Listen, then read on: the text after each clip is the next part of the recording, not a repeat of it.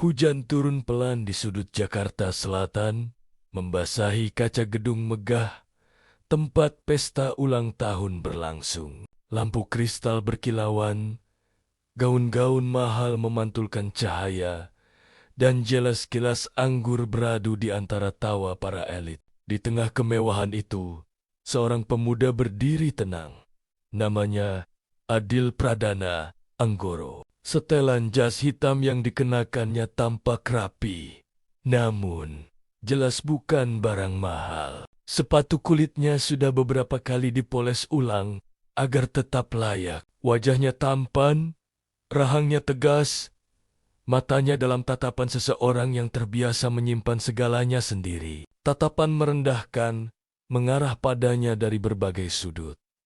"Dia siapa?" bisik seorang wanita bergaun merah. Setengah tertawa. "Katanya suami Nara," jawab temannya sinis. "Serius?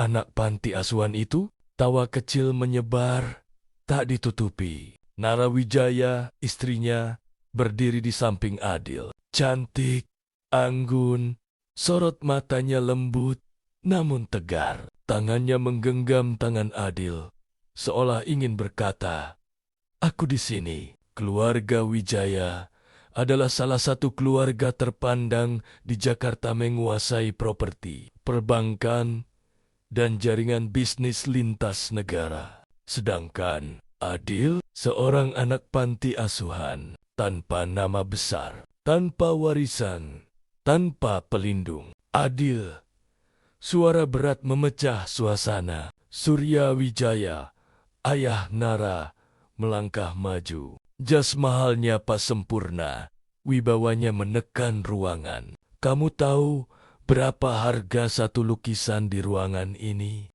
katanya dingin. "Nilainya lebih tinggi dari seluruh hidupmu." Adil menunduk sedikit. Sopan. "Saya datang sebagai suami Nara." "Pak." Surya tersenyum miring. "Suami, kamu hanya numpang nama keluarga kami." Nara melangkah maju. "Ayah, jangan seperti ini." Namun Surya justru mendekat. Suaranya diturunkan kejam dan jelas. "Dunia ini tidak adil. Adil, orang sepertimu dilahirkan untuk menjadi penonton, bukan pemain." Tangan Adil mengepal perlahan. Di dalam dadanya ada sesuatu yang selama ini tertidur, mulai terbangun. Tak seorang pun di ruangan itu tahu bahwa pemuda yang mereka hina itu memiliki identitas yang disembunyikan lebih rapi dari rahasia negara, bahwa sebuah rekening di luar negeri atas nama yang tak tercatat secara rutin menerima dana dalam jumlah yang cukup mengguncang pasar Asia, bahwa di Singapura, Zurich, dan London ada orang-orang berpengaruh yang hanya menunggu satu panggilan, dan bahwa malam ini adalah batas terakhir kesabaran Adil Pradana Anggoro. Ia mengangkat kepala.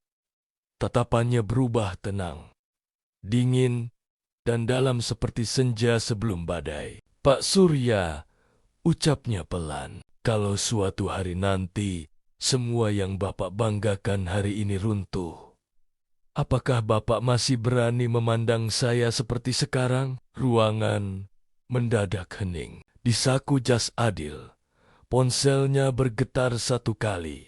Sebuah pesan dari nomor internasional, singkat namun berat. Maknanya, "Tuan muda, kami siap, tinggal menunggu perintah."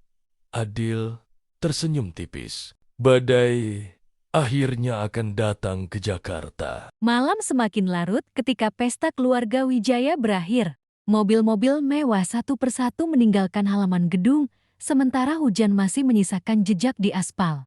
Di dalam sedan hitam sederhana, Adil Pradana Anggoro duduk di kursi penumpang.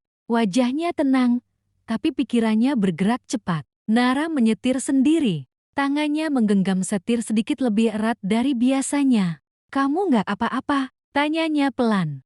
Adil menoleh. Tatapannya lembut, jauh berbeda dari sorot dingin yang tadi malam ia tunjukkan pada ayah mertuanya.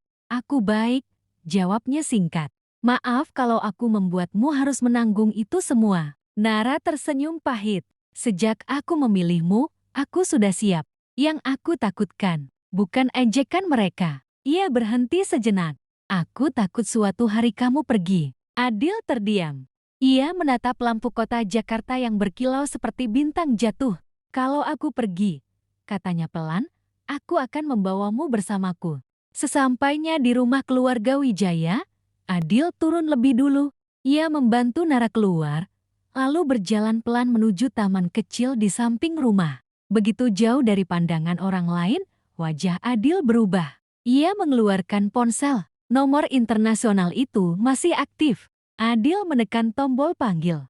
Tak sampai 2 detik, sambungan terhubung. Tuan muda. Suara di seberang terdengar tenang, terlatih, penuh hormat. Lapor, ucap Adil singkat. 20 tahun lalu, malam kebakaran di Surabaya. Semua jejak sudah kami bersihkan. Tidak ada yang menghubungkan Tuan Muda dengan keluarga Anggoro Global Group. Adil memejamkan mata sesaat. Bayangan api, jeritan, dan malam hujan itu sekilas muncul, lalu tenggelam.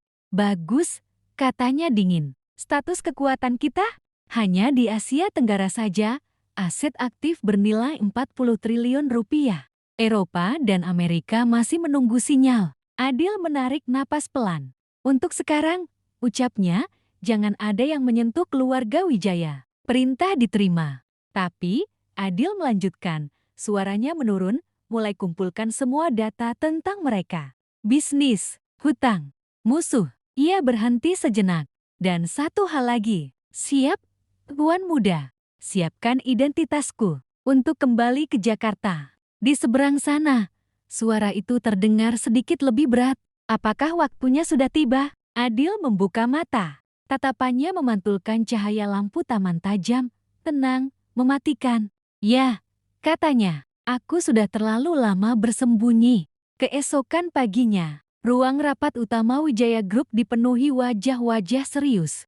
Grafik merah terpampang di layar besar. Bagaimana bisa saham kita turun 7% dalam satu malam? Bentak Surya Wijaya. Belum jelas, Pak. Jawab Direktur Keuangan gugup. Ada dana besar masuk, lalu keluar tiba-tiba. Surya mengerutkan kening. Di sudut ruangan, ponselnya bergetar. Sebuah email masuk dari bank luar negeri. Judulnya singkat, tapi membuat jantungnya berdetak keras. Permintaan audit mendadak transaksi internasional. Surya menatap layar itu lama. Entah kenapa, wajah Adil Pradana Anggoro terlintas di pikirannya. Di sisi lain kota, Adil berdiri di depan jendela kamar. Jakarta terbentang luas di hadapannya. Di tangannya, sebuah kartu hitam tanpa logo. Ia berbisik pelan, hampir seperti janji. Aku tidak akan menghancurkanmu kalau kamu tidak memaksaku. Langit Jakarta mendung, dan roda takdir mulai berputar.